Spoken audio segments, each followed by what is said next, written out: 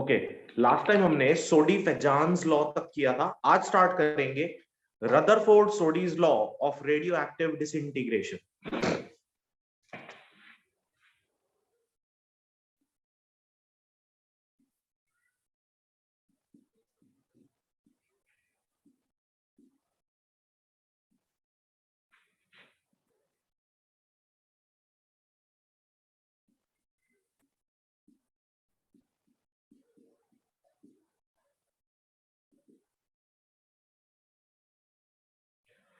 Okay, the topic is Rutherford-Soddy's law of radioactive disintegration। जैसे हमने last time बात की थी कि अगर हमारे पास कोई एक हेवी न्यूक्लियाई है तो वो हेवी न्यूक्लियाई जनरली अगर अनस्टेबल हो तो it spontaneously starts disintegrating itself, और जब भी कभी वो डिसइंटीग्रेट करेगा तो कुछ ना कुछ रेडियो एक्टिव रेज वहां से निकलेंगी, and those radioactive rays they can be alpha, beta और गामा रेज। ठीक है, अल्फा रेज के बारे में हमने बात की थी कि जो न्यूक्लियाई के अंदर से जो रेडियो एक्टिव न्यूक्लियाई है उसमें से हीलियम पार्टिकल या हीलियम एटम के न्यूक्लियाई के इक्विवेलेंट अगर हमें कोई पार्टिकल निकलता हुआ दिखाई दे तो हम कहते हैं कि वो एक अल्फा पार्टिकल है, बीटा पार्टिकल मतलब एक इलेक्ट्रॉन रिलीज हो, और गामा पार्टिकल एक न्यूट्रॉन रिलीज हो। सर एक बार आप रिपीट कर दोगे, मेरे को पता था नेटवर्क इश्यूज हो रहे थे तो मेरे को स्टार्टिंग आपकी आवाज नहीं आई थी। अच्छा, मैंने कहा कि आज हम स्टार्ट करेंगे Rutherford Soddy's law of radioactive disintegration, और लास्ट टाइम हमने सोडी-फेजान्स लॉ में डिस्प्लेसमेंट लॉ से पहले हमने ये समझा था कि अल्फा, बीटा और गामा डीकेज क्या होते हैं।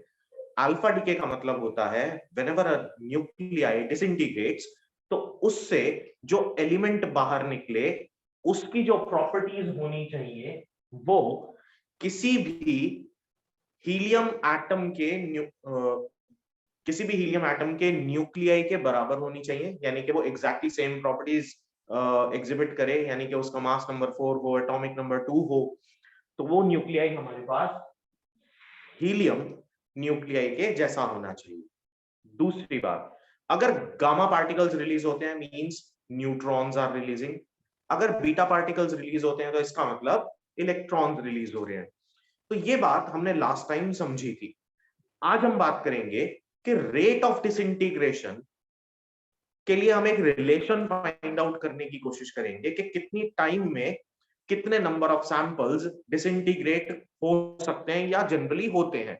तो जब हम रेडियो एक्टिविटी की बात करते हैं तो जो रेट ऑफ डिसइंटीग्रेशन होता है किसी भी अनस्टेबल न्यूक्लियाई का, वो इस बात पर डिपेंड करता है कि वहां पर कितने नंबर ऑफ न्यूक्लियाइज अवेलेबल हैं। तो नंबर ऑफ न्यूक्लियाइज अवेलेबल के ऊपर डिपेंड करेगा कि रेट ऑफ डिसइंटीग्रेशन कितना होगा। ठीक है, तो इसी बात को समझने के लिए आज हम वो एक रिलेशन बनाएंगे नंबर ऑफ न्यूक्लियाइज और टाइम के बीच में। और साथ ही साथ केमिस्ट्री में आपने शायद फर्स्ट ऑर्डर और सेकंड ऑर्डर रिएक्शंस पढ़े थे, तो वहां पर आपने ये सीखा होगा कि हाफ लाइफ पीरियड कैसे कैलकुलेट करते हैं। लाइकवाइज यहां पर भी हम लोग half life period of a radioactive substance find out करने की कोशिश करेंगे। ठीक है, तो let's start with the rate of disintegration. अब Rutherford Soddy's law of radioactive disintegration में कहता यह है कि जो रेट ऑफ डिसइंटीग्रेशन है dN by dt is directly proportional to n। n यानी the number of samples present at any instant of time। यहां पर n क्या है आपके पास? Number of samples at any instant of time। अब इसको कुछ ऐसा समझो, मान लो कि ये एक एग्जांपल है। बेसिकली मान लो कि मेरे पास 100 सैंपल्स हैं, ठीक है, और 100 सैंपल्स का हम डिसइंटीग्रेशन करना चाहते हैं। Let's say the rate of disintegration is constant at 10%। तो after first disintegration we have 90 samples left. तो नंबर ऑफ सैंपल्स जो डिसइंटीग्रेट हो गए वो कितने बचे, मतलब वो कितने थे 10, यानी 100 में से 10 सैंपल्स डिसइंटीग्रेट हुए, तो अब मेरे पास कितने बचे बेटा 90।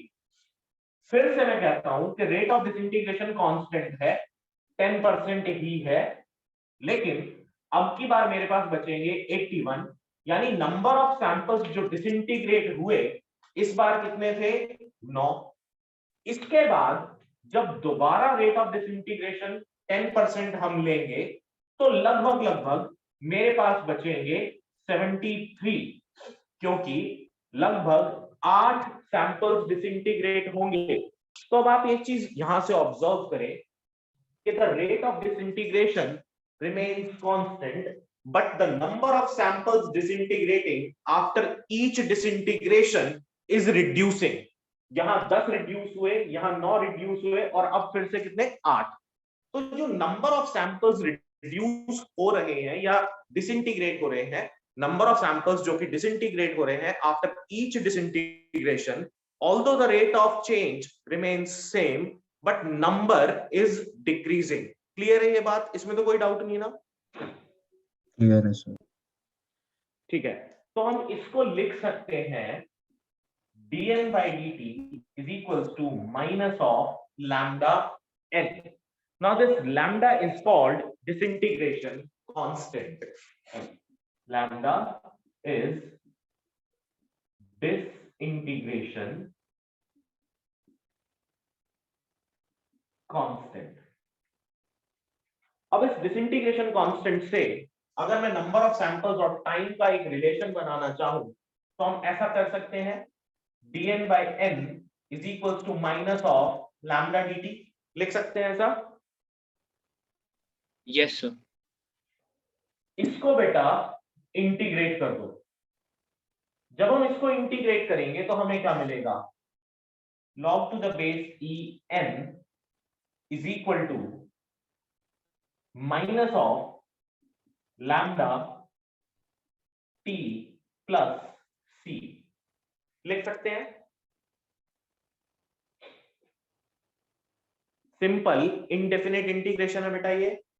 1/n का इंटीग्रेशन क्या होता है, log to the base en हो जाएगा, minus of lambda as it is t plus a constant c। लिख सकते हैं ना? Yes sir.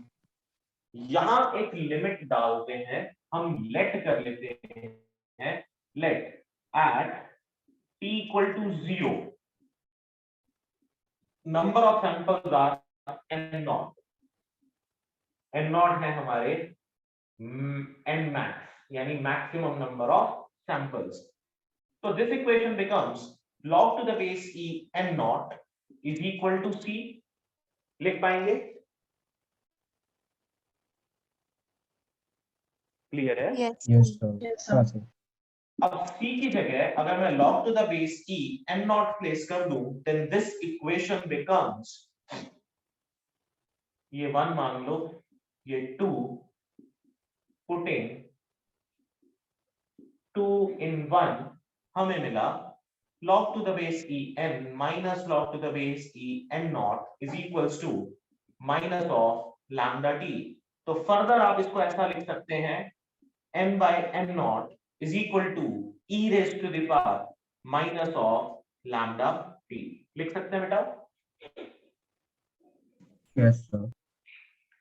यानी जो नंबर ऑफ सैंपल्स हैं और टाइम, ये आपस में कैसे वेरी करेंगे, एक्सपोनेंशियली वेरी करेंगे। ठीक है? Yes sir. Yes sir. तो यहीं से अगर मैं हाफ लाइफ पीरियड निकालने की कोशिश करूं तो हम देखो कैसे निकालेंगे। उससे पहले रेडियो एक्टिव डिसइंटीग्रेशन लैम्डा की वैल्यू और निकालने की कोशिश करते हैं, या चलो सीधा सीधा हाफ लाइफ पीरियड ही निकालते हैं। तो हाफ लाइफ कैसे कैलकुलेट करेंगे? सो to calculate half life,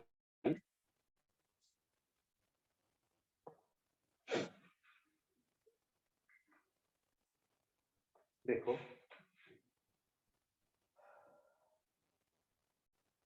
half life period. अब हाफ लाइफ पीरियड का मतलब क्या? हाफ लाइफ का मतलब होता है the time after which the number of samples remains exactly half the number which were present when disintegration was not started. यानी बिल्कुल इनिशियल मोमेंट पे अगर हम जाएं जहां पर हम ये माने कि अब इस पर्टिकुलर इंस्टेंट से डिसइंटीग्रेशन स्टार्ट हुआ, तो let's say we have 100 samples at that moment of time, और कितनी देर के बाद वो एग्जैक्टली हाफ रह जाएंगे यानी 50 रह जाएंगे, तो वो एक रिलेशन में फाइंड आउट करना चाहता हूं उनसे। वो रिलेशन फाइंड आउट करने के लिए अगर मैं ये कहूं eight any time t is equals to t half. Now this half is the subscript of capital T. ठीक है, ये ऐसा कुछ नहीं है कि यहाँ कोई एक्सपोनेंट या मतलब कोई डिनोमिनेटर में कोई वैल्यू है, दिस इज द सबस्क्रिप्ट। अगर मैं कहूं टाइम t हाफ हो तो n किसके बराबर हो जाएगा, n नॉट बाय 2 के बराबर हो जाएगा। ठीक है, बोल सकते हैं सर? Yes, sir.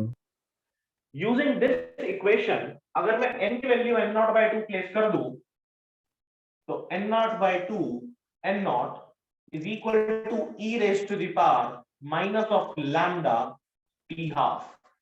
यानी इस इक्वेशन को यूजिंग दीज कंडीशंस हम ऐसा लिख सकते हैं, तो n नॉट से n नॉट कैंसिल आउट हो जाएगा, so we have 1 by 2 is equal to e raised to the power minus of lambda t half, which can finally be written as in the terms 2 is equals to e raised to the power plus of lambda t half.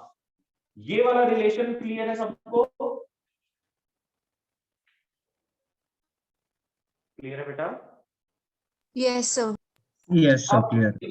इसको further आप क्या कर सकते हो, अब आप अगर both side log ले ले तो log to the base e 2 is equals to lambda t half, और log to the base e की वैल्यू नहीं होती है कोई, तो हम इसको लिख सकते हैं 2.303 log to the base 10 2 is equals to lambda t half।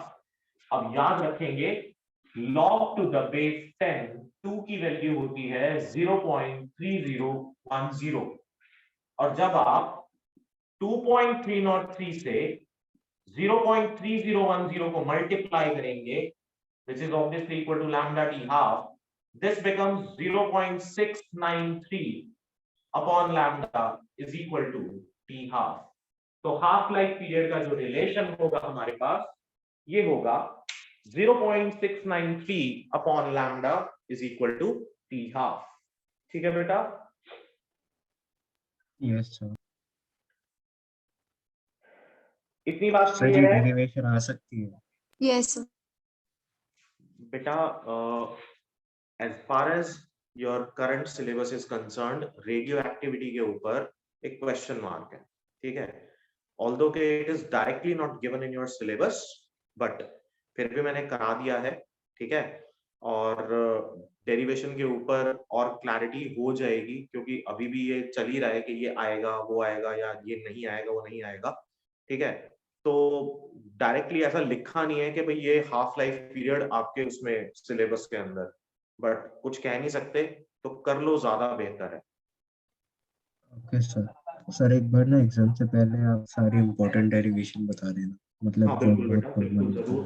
Most probably देखो शायद नेक्स्ट वीक से स्कूल्स और इंस्टीट्यूट्स शायद खुल जाएं। आज एक डीडीएमए का ऑर्डर आना था, अभी तक आया नहीं है, और हो सकता है आज ना आए कल सुबह तक आ जाए, तो पता चल जाएगा, फिर और ज्यादा अच्छा हो जाएगा। हम फिर उसको मतलब फिजिकल क्लास के अंदर ही कर लेंगे उसको, ठीक है? Yes sir. अच्छा, तो this is 0.693 by lambda is equals to t half। ये एक रिलेशन हमारे पास बन गया। So now we have two very important relations. One is t half and lambda, और n naught by n naught equal to e raised to the power minus of lambda and t। अभी एक काम करते हैं, एक relation बनाने की कोशिश करते हैं रेडियो एक्टिव सब्सटेंस के लिए या रेडियो एक्टिव डिसइंटीग्रेशन कांस्टेंट के लिए, लैम्डा के लिए, यहीं से बनाएंगे, ठीक है? एक सिंपल सा, मतलब इसी की कॉन्टिन्यूएशन में कंडीशन ही अप्लाई करके देख सकते हैं, ठीक है। एंड द कंडीशन इज कि अगर मैं ये कहूं लेट यहीं पर let t is equals to 1 by lambda, ठीक है। यानी अगर हम ये मान लें कि t की वैल्यू कुछ 1 बाय लैम्डा हो, अगर ऐसा होता है तो नंबर ऑफ सैंपल्स n किसके इक्वल हो जाएंगे। तो बहुत सिंपल सी बात है, तो आप लिख पाएंगे इसको n by n not is equal to e raise to the power minus 1, लिख सकते हैं ना। Yes sir.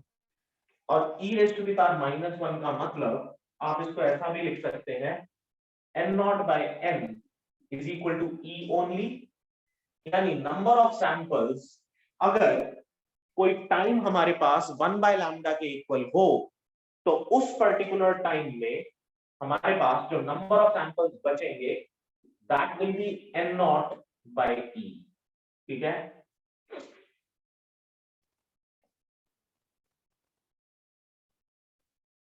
ठीक है बेटा। Yes, sir.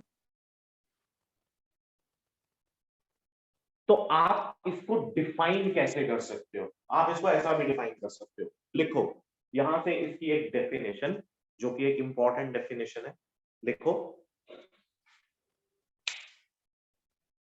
लैम्डा यानी radio active constant, radio active disintegration constant lambda is also defined as lambda is also defined as the time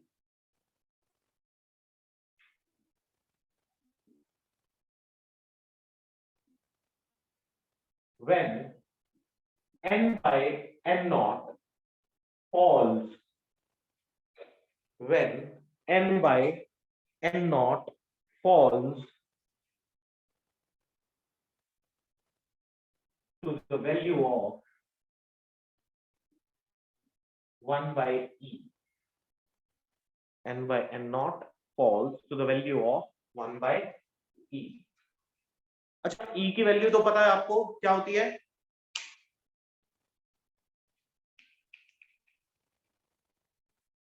e की value क्या होती है बेटा।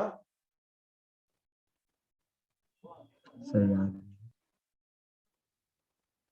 e raise to the power 1 क्या वैल्यू होती है यार।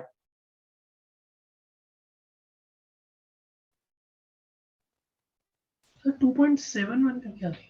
बिल्कुल 2.718, ठीक है। तो यानी n by n not will be equal to 1 upon 2.718। ये तो मैथ्स में पढ़ा होगा यार आपने, सीक्वेंस एंड सीरीज के अंदर e की वैल्यू होती है 2.718, इनफाइनाइट सीरीज में नहीं पढ़ा ये। तो उसमें सीधा लॉग ला के सॉल्व, हैं?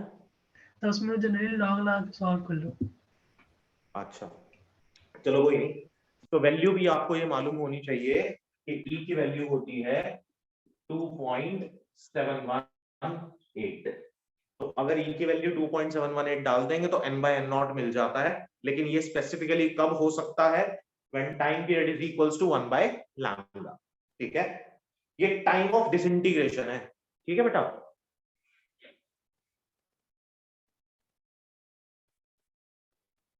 क्लियर है।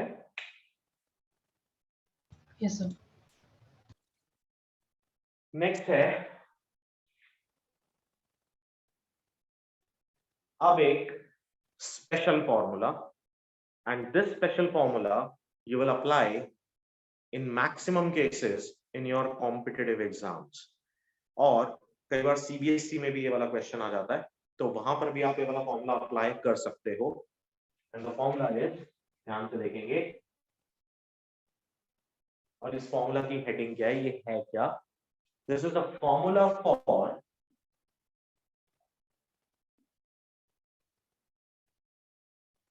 number of, this is the formula for number of atoms left behind, atoms कह लो या samples कह लो, left behind after n half lives, after n half lives। और अगर n हाफ लाइफ का केस हो तो उस केस में आपके पास सीधा सीधा रिलेशन होता है बेटा, याद रखना, n by n naught is equal to 1 by 2 to the power n। n by n naught is equal to 1 by 2 to the power n, where n is the number of half lives and is equal to t upon t half। यहां small t किसको represent कर रहा है? Small t represent करता है total time of disintegration. इसके ऊपर एक क्वेश्चन भी लिखो, ये होता है टोटल टाइम ऑफ डिसइंटीग्रेशन। ठीक है,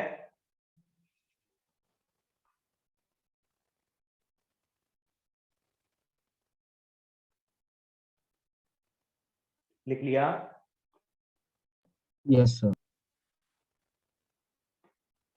लिखो एक question. The half-life of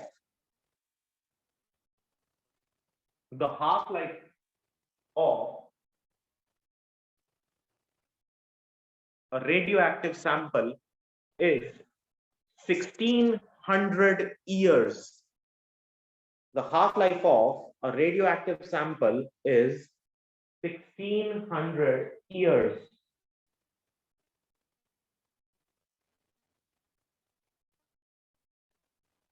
After how many years? So can you please repeat? The half-life of a radioactive sample is 1600 years.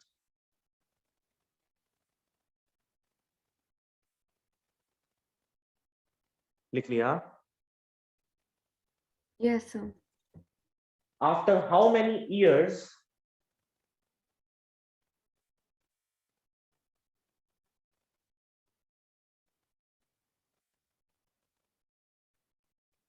the half-life, nahi, after how many years the 25% of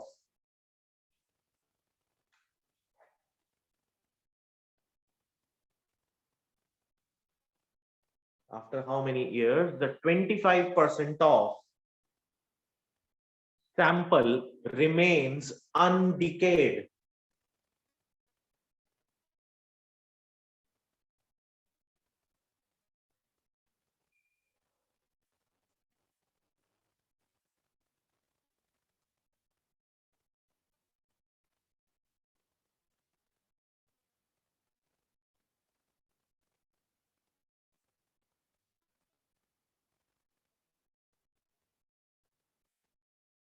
लिख लिया question?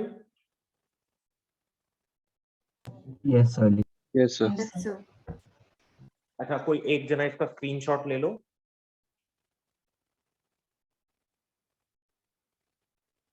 उसका answer 3200 ले लिया बेटा screenshot? Yes हाँ sir. Sir. ठीक है, इसको सॉल्व करते हैं। यहाँ से इसको रब करना।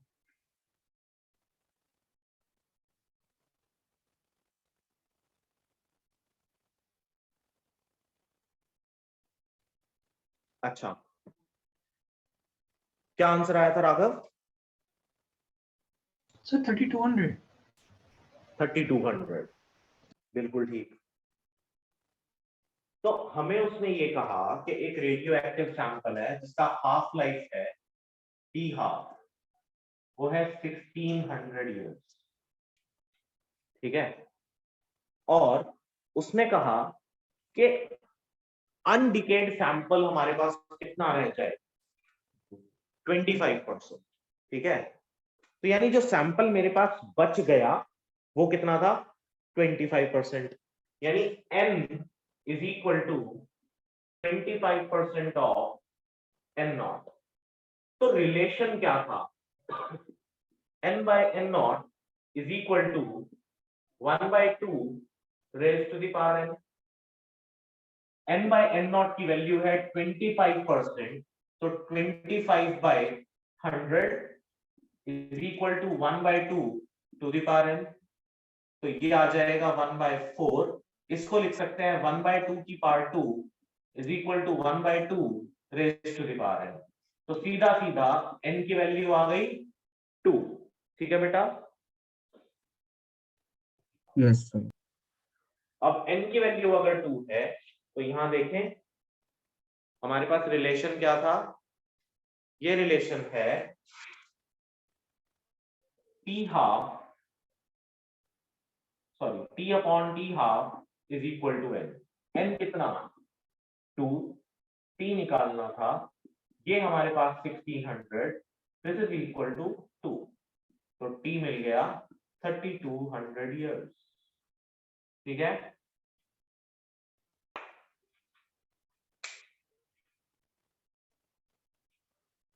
कर लेंगे? Yes, sir. Yes sir. Yes, sir.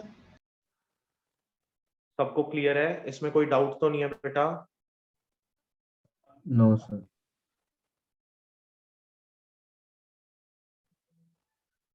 अभी किसी ने मैसेज किया कि add me in the group, कोई नया नंबर है क्या ये?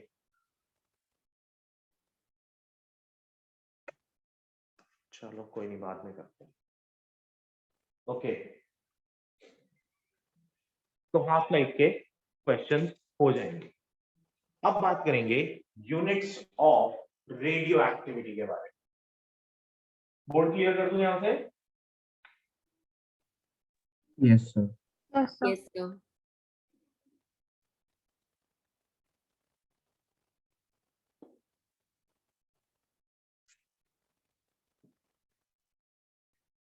देखो, यूनिट्स ऑफ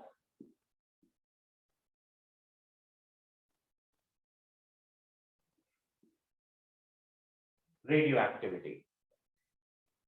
रेडियो एक्टिविटी की हमारे पास जो सबसे सिंपलेस्ट ऑफ द यूनिट है वो होती है बेटा डिसइंटीग्रेशन पर सेकेंड। सीधा सीधा डिसइंटीग्रेशन पर सेकेंड। एक यूनिट हमारे पास ये है। दूसरी जो यूनिट होती है वो है हमारे पास रदरफोर्ड। रदरफोर्ड, RD लिख देते हैं। ठीक है? सो 1 Rutherford is 10 to the power 6 disintegration per second।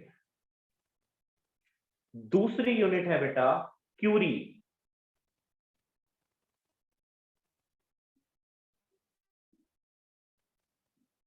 CI, 1 curie is equal to 3.7 into 10 raised to the power 10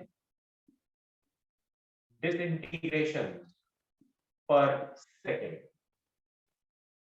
और जो सबसे ज्यादा फेमस यूनिट है जो कि मैक्सिमम टाइम्स यूज होगी, that is बेक्वेरल।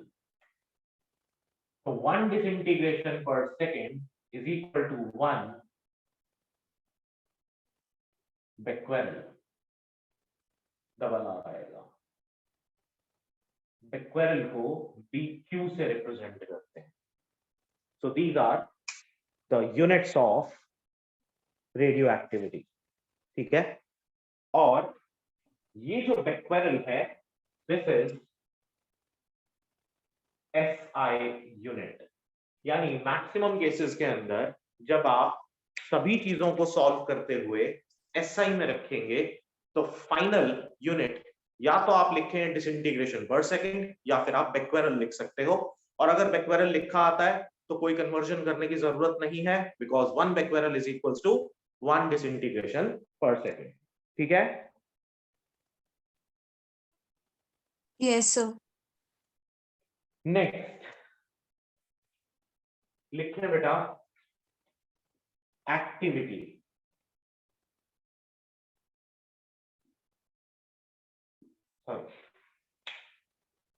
Activity of radioactive substance. Activity of radioactive substance. लिखो definition, activity of radioactive substance.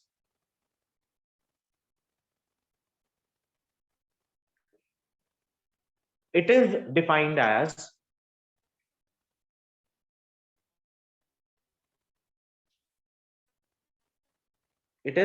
as the number of radioactive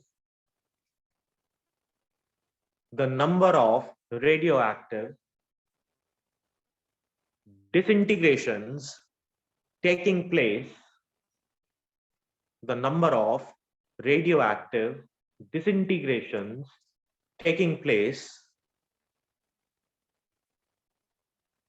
per second in the sample, per second in the sample.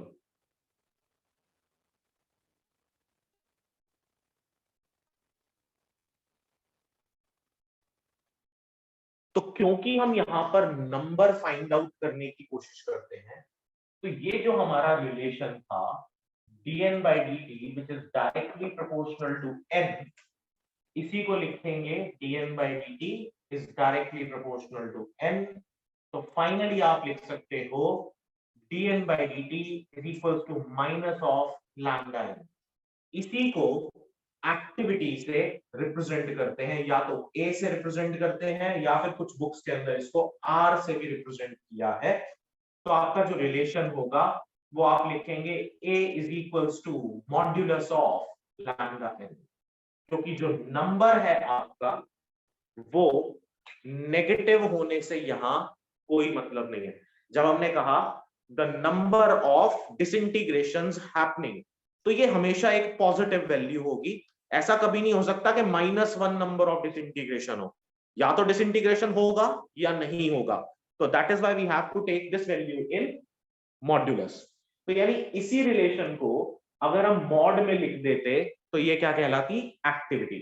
तो this is one more method of writing dn by dt equal to minus of lambda n।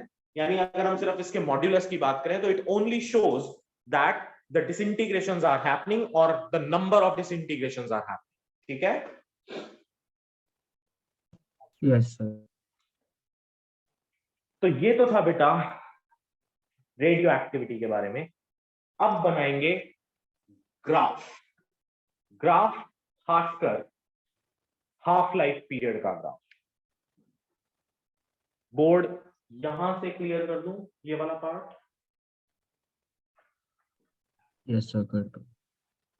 अच्छा, हमने इतने part का वो ले लिया था ना पहले स्क्रीनशॉट? हाँ सर। ठीक है।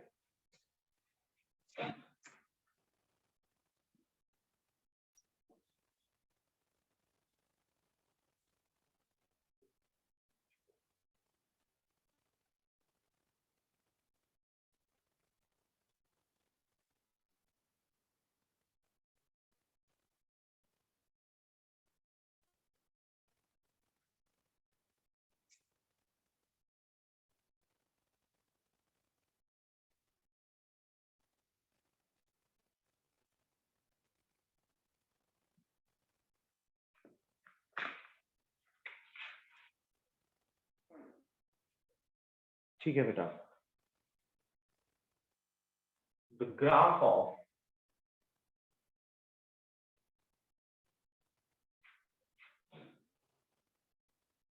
Half life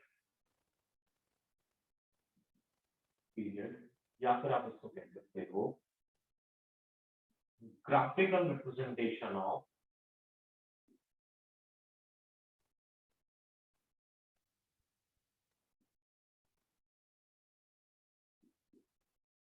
time and number of samples disintegrating. अच्छा देखें,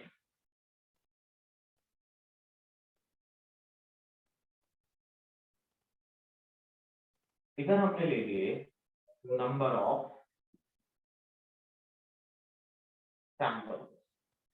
अब मान लिया ये मेरे पास n not number of samples हैं, यहां हमने ले लिया time and this is some time t equal to 0। तो at any time t equal to 0 the number of samples are n not, ये मैक्सिमम नंबर ऑफ सैंपल्स। ठीक है, Yes, sir.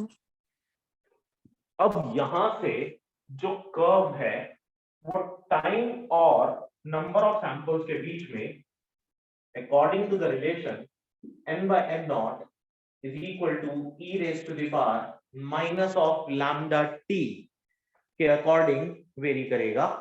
अब ये रिलेशन हम देख पा रहे हैं that this relation is exponential in nature. तो ये कर्व कुछ बेटा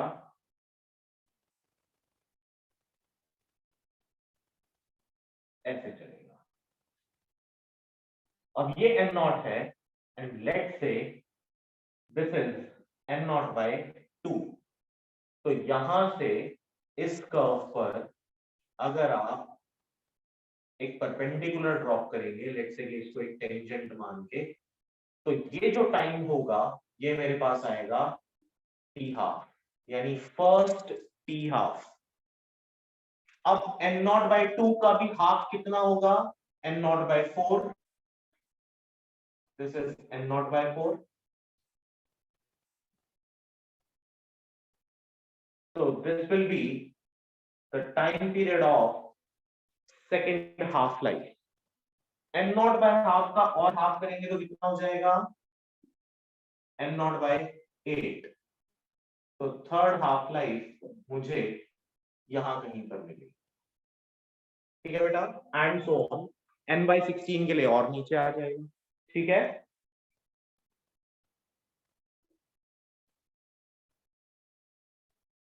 ठीक है। Yes sir. और ये नंबर ऑफ सैंपल्स कौन से होंगे? अनडिकेड सैंपल्स। ये डिकेड सैंपल्स नहीं है, अनडिकेड। नंबर ऑफ n नॉट अनडिकेड थे। ठीक है, तो कितने अनडिकेड बच गए? n नॉट बाय 2 बच गए। तो n नॉट बाय 2 कितनी देर के बाद बचेंगे? फर्स्ट हाफ लाइफ के बाद। फिर n नॉट बाय 4, फिर n not by 8 and then after that n not by 16, फिर n not by 32 and so on. ठीक है, so this is the curve. Exam में आ जाते हैं ये वाले कर्व। ठीक है, इस चैप्टर के अंदर 3-4 ग्राफ्स हैं, उसमें से एक ग्राफ ये। ठीक है, क्लियर है? इसमें कुछ पूछना है? No sir. ठीक है बेटा, बोर्ड क्लियर कर दूं? Yes, sir. Yes, sir. ठीक है, इससे पहले बोर्ड क्लियर करूं, कोई एक जना स्क्रीनशॉट ले लो बेटा इसका भी। आजकल नहीं, मेरे sir. लैपटॉप में स्क्रीनशॉट्स नहीं लिए जा रहे, पता नहीं क्या हो गया। Done, sir. ओके बेटा, थैंक यू।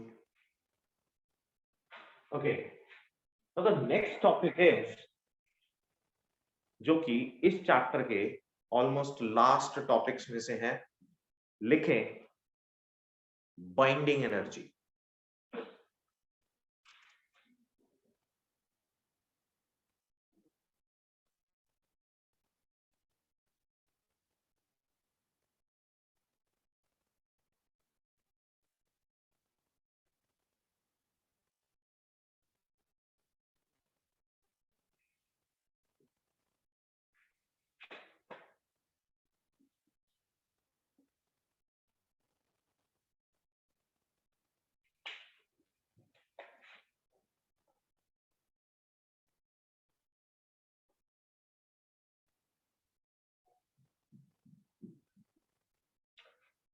लिखो बेटा, binding energy. It is the amount of energy required It is the amount of energy required to break up. It is the amount of energy required to break up a nucleon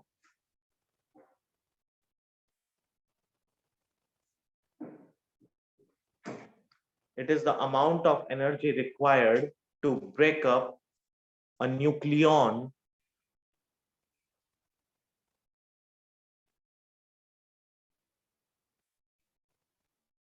into,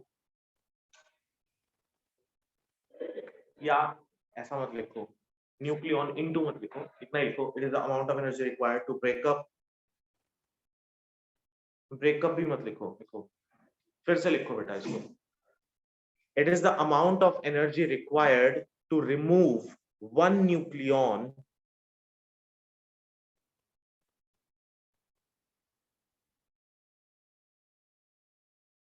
from the nucleus of an atom.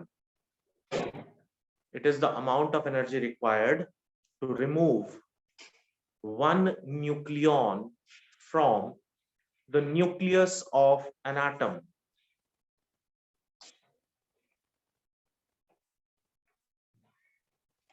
ठीक है? Yes, sir. Yes, sir. अब जो binding energy है, जैसा कि हमने कहा that it is the amount of energy required to remove a nucleon from the nucleus of an atom. तो कभी आपने ये चीज ऑब्जर्व की होगी कि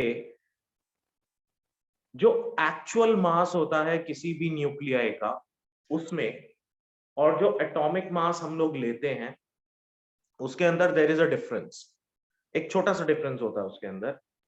Yes, That difference is called mass defect. ठीक है, लिखो mass defect.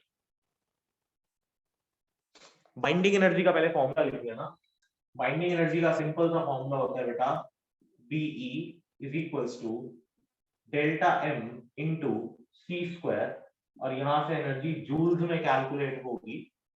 ठीक है, बट जब हम बाइंडिंग एनर्जी निकालते हैं तो we use the units mega electron volts और इलेक्ट्रॉन वोल्ट्स. अब ये कन्वर्जन मैंने लास्ट क्लास में आपको करना सिखाया था, वो फिर से कर लेंगे, कोई दिक्कत नहीं है. ये जो डेल्टा एम है यहां पर, this delta M is called mass defect. अब ये जो मास डिफेक्ट है, इस मास डिफेक्ट का फॉर्मूला क्या होता है? मास डिफेक्ट का फॉर्मूला होता है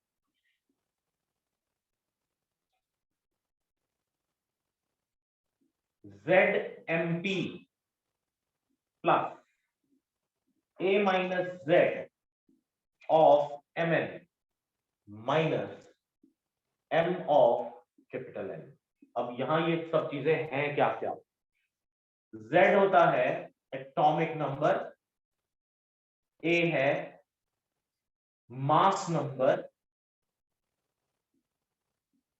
M of P है mass of proton, M of small m है मास ऑफ न्यूट्रॉन, और M of कैपिटल N है मास of nucleus of given atom. अब ध्यान से देखें कि जब हम बोलते हैं कि एक न्यूक्लियाई का जो आप मास जब कैलकुलेट करते हो तो आप कैसे करते हो? Atomic number into the mass of proton. तो सभी प्रोटॉन्स का मास आ गया यहां पर, प्लस मास नंबर में से एटॉमिक नंबर माइनस कर दें तो हमें मिलते हैं नंबर ऑफ न्यूट्रॉन्स. उसको अगर मैं मास ऑफ न्यूट्रॉन से मल्टीप्लाई कर दूं तो टोटल मास ऑफ न्यूट्रॉन्स आ गया, और हमने दोनों को ऐड कर दिया. तो ये तो न्यूक्लियॉन्स का मास हुआ, बट जो एक्चुअल एटॉमिक मास है वो डिफरेंट होता है हमारे पास. तो उसको जब हम यूज करेंगे तो we always have a difference, a small difference in the masses. उसी मास को हम बोलेंगे मास डिफेक्ट, और मास डिफेक्ट का ये हमारे पास फॉर्मूला होता है. Now write down the definition of mass defect. लिखो the difference between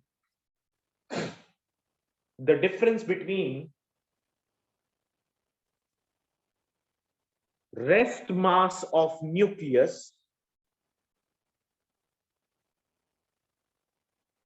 the difference between the rest mass of nucleus, ये rest mass of nucleus है, and the sum of masses of the nucleons, nucleus जिन quantities से मिलके बनता है उन्हें कहा जाता है न्यूक्लियॉन्स. तो proton is a nucleon, neutron is also a nucleon.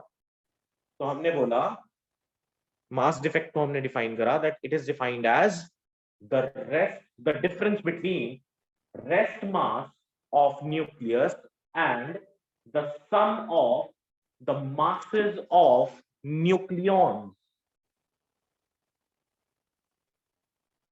composing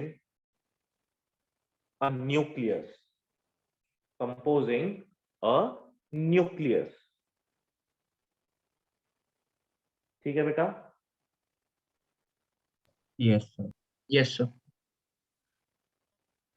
तो इलेक्ट्रॉन Yes, वोल्ट sir. के बारे में मैं पहले ही बता चुका था आपको. ठीक है. अब जो मास आपको दे रखा होता है जनरली वो आपको AMU में दे रखा होता है. ठीक है. या उसकी यूनिट दे रखी होती है क्वेश्चंस में U की टर्म्स में, वो यूनिफाइड मास. ठीक है. तो एटॉमिक मास यूनिट और केजी में भी आपस में एक रिलेशन है. तो कन्वर्जन करना आ सकता है. लिखें 1 AMU is equals to 1.66 into 10 raised to the power minus 27 kg. ये कन्वर्जन भी आपको पता होना चाहिए. लेकिन बाइंडिंग एनर्जी कैलकुलेट करने के लिए इस कन्वर्जन से भी आसान तरीका आपको बताऊंगा. और वो आसान तरीका क्या है? जब भी कभी बाइंडिंग एनर्जी का क्वेश्चन आए तो जो भी कुछ दे रखा होगा सबसे पहले आप क्या कैलकुलेट करेंगे? वहां से डेल्टा एम कैलकुलेट करेंगे. डेल्टा एम कैलकुलेट करने के बाद आप पहले ये ऑब्जर्व करेंगे वहां क्वेश्चन में whether the delta m is given in grams or in kilograms or in unified mass या AMU. ठीक है. तो अगर kgs में दे रखा हो तो there is a different criteria of solving the numerical. ठीक है. और अगर वो यूनिफाइड मास में दे रखा हो तो आपसे मैं डायरेक्ट रिलेशन बता दूंगा, एक रिजल्ट बता दूंगा. आपको कुछ नहीं करना, सिर्फ वो रिजल्ट वहां पर अप्लाई करना है and you have your result, you have your answer with you. ठीक है. तो न्यूमेरिकल सॉल्व करने में बहुत कुछ वहां पर करना नहीं पड़ेगा. तो वो क्या है? दो केसेस. उसको समझने के लिए सबसे पहले बोर्ड पर एक न्यूमेरिकल लिखूंगा with values, so it will give you the better understanding about how to calculate the binding energy per nucleon और binding energy of a nuclei. ठीक है. कैसे? उससे पहले बेटा इसका एक स्क्रीनशॉट ले लो सो दैट कि मैं यहां से इसको रब कर सकूं.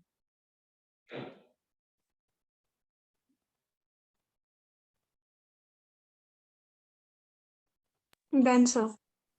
ठीक है.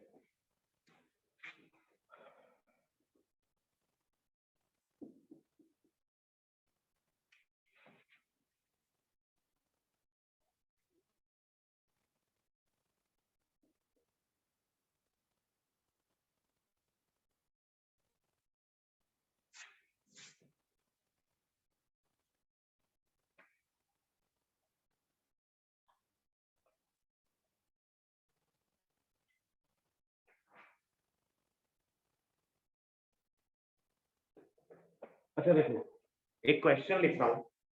Calculate the binding energy per nucleon of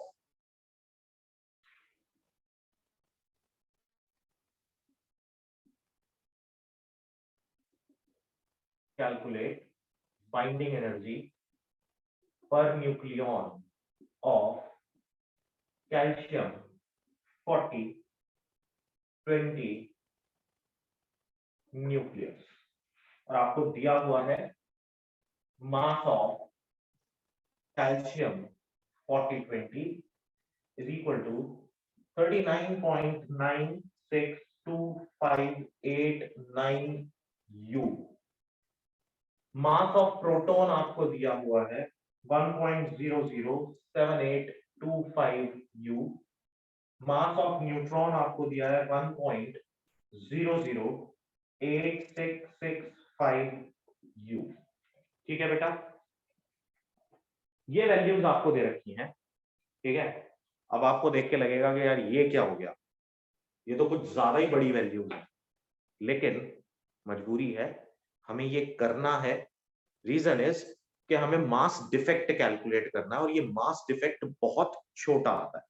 तो बाइंडिंग एनर्जी कैलकुलेट करने के लिए हमने थोड़ी देर पहले सीखा कि बेटा बाइंडिंग एनर्जी का फॉर्मूला होता है डेल्टा एम टी स्क्वायर। सुनो,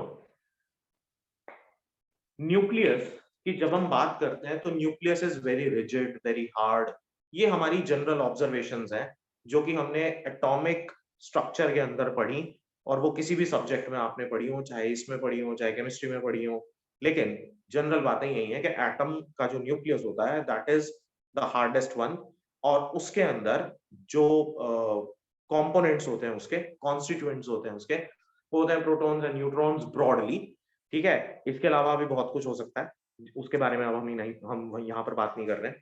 ठीक है, लेकिन इंपॉर्टेंट बात ये कि वहां पर there is a very strong nuclear force of attraction due to which all the elements are bound together. अब उसमें से अगर आप किसी एक एलिमेंट को निकालना चाहते हो, एक न्यूक्लियॉन को निकालना चाहते हो, तो आपको एनर्जी प्रोवाइड करनी पड़ेगी बाहर से, इतनी काइनेटिक एनर्जी के साथ आपको कोई एक पार्टिकल से उसको बॉम्बार्ड करना पड़ेगा कि वो किसी भी पॉइंट पर उसकी पोटेंशियल एनर्जी के साथ इक्वल ना हो और जाके उससे टकराए, और सफिशिएंट अमाउंट ऑफ एनर्जी के साथ टकराए जिससे कि वो वहां पर जो बॉन्ड है उस बॉन्ड को तोड़। यही है, तभी एक न्यूक्लियॉन बाहर निकल पाएगा। ठीक बात है? Yes sir. Yes, sir. और ये एनर्जी हमने कहा कि this energy can be calculated by using the concept of mass defect. अब हम मास डिफेक्ट यहां पर यूज क्यों कर रहे हैं? देखो, आइंस्टीन ने बेसिकली कहा था mass and energy are interconvertible.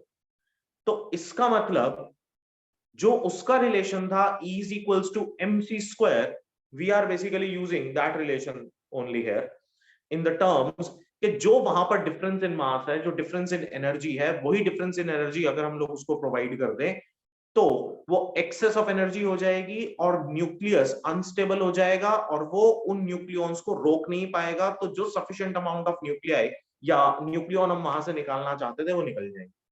ये कॉन्सेप्ट है बेसिकली। ठीक है, तो अब सबसे पहले क्या कैलकुलेट करो? डेल्टा एम कैलकुलेट करो। No matter how small it is, we have to calculate that particular value. यहां अप्रोक्सीमेशन लेने की गलती मत करना। जितनी आपको डेसिमल वैल्यूज दे रखी हैं, you have to use all those decimal values. अब डेल्टा एम कैलकुलेट करें। मैंने अभी बताया आपको डेल्टा एम कैलकुलेट करने का तरीका। सबसे पहले निकालेंगे जेड एम की। जेड कितना है आपका? 20। तो 20 into mass of proton 1.007825 plus of N भी 20 आएगा, 20 इंटू 1.008665 माइनस ऑफ 39.962589। इसको सॉल्व करा। जब हम इसको सॉल्व करेंगे बेटा तो डेल्टा एम की जो वैल्यू आनी चाहिए वो आएगी 0.367211 0.367211 U। ये सारी की सारी वैल्यूज किस में आ रही हैं? U में। और मैंने अभी आपको बोला कि U में हो यानी AMU में, यूनिफाइड मास में, या फिर हो kg में, तो there are two separate conditions, separate formulas. ठीक है, अब कैसे है? सब कुछ हो गया, डेल्टा एम निकालना था वो हमने निकाल दिया। अब देखो बेटा, जब ये U में दे रखा हो तो direct answer mega electron volt में निकाल देना, ज्यादा सोचने की जरूरत नहीं है। तो अब इसके लिए रिलेशन क्या याद रखेंगे? ये बात, when delta M is in U, यानी कि U में दे रखा हो आपको, तो binding energy will be equal to delta M into 931.5 and your answer will be in mega electron volts. सीधा सीधा कुछ नहीं कैलकुलेट करना, और बस डेल्टा एम कैलकुलेट करो, 931.5 से मल्टीप्लाई करो, आंसर आ जाएगा। लेकिन दूसरी तरफ अगर आपको डेल्टा एम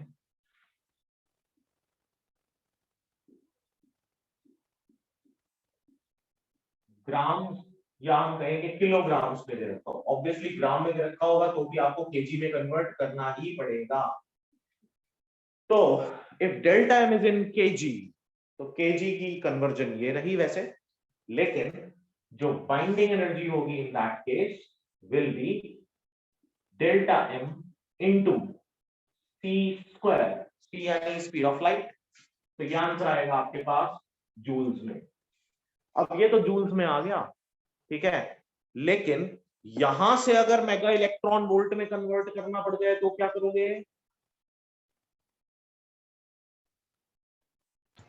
तो हम लोग उसको डिवाइड कर देंगे 1.6 into 10 to the power minus 13 से। 1.6 into 10 to the power minus 13 से डिवाइड करेंगे, लेकिन साथ ही साथ इसको इससे भी मल्टीप्लाई करना पड़ेगा, है ना, तभी जाके मेगा इलेक्ट्रॉन वोल्ट में कन्वर्ट होगा। Yes sir. ठीक है, तो आपको दो कन्वर्जन रखने पड़ेंगे। तो ज्यादा बढ़िया ये रहता है कि आपके पास वैल्यूज यू में ही दे रखी होंगी, तो ज्यादा सोचने का नहीं है, 931.5 से मल्टीप्लाई करेंगे और आंसर मेगा इलेक्ट्रॉन वोल्ट में निकाल देंगे। ठीक है, Yes. अब बेटा this is all we have in atoms and nuclei. अब दो बातें आपको बोल रहा हूं, कहीं पे भी नोट डाउन करें। आपकी एनसीईआरटी में, सबके पास एनसीईआरटी है? Yes sir. ठीक है, लिखो एनसीईआरटी में पेज नंबर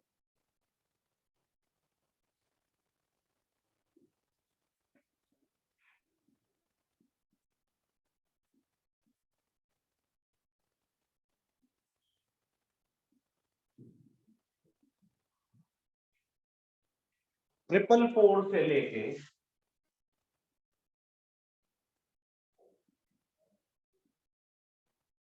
446, इन 3 पेजेस में आपको 2 ग्राफ और दे रखे हैं। एक ग्राफ दे रखा है आपको बाइंडिंग एनर्जी का विद मास नंबर, ठीक है, दूसरा दे रखा है potential energy of the nuclei.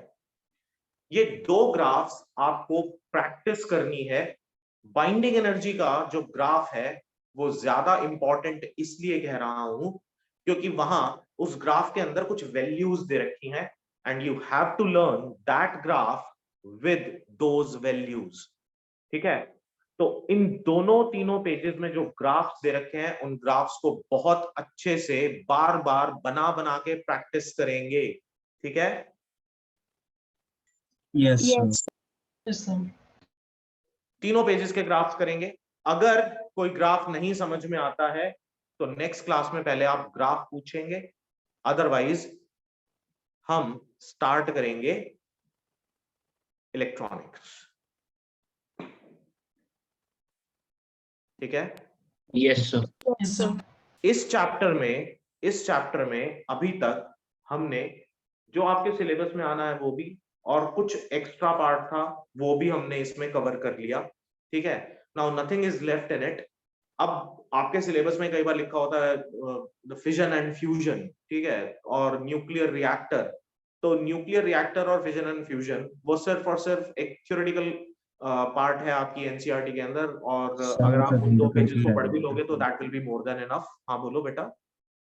मैं कह रहा हूँ सर वो तो रीड करके ही आ जाएगा सर। हाँ मैं वही कह रहा हूँ, उसको एक बार रीड ही करना है and nothing else is required. ठीक है, Yes, sir. Yes sir. Sir.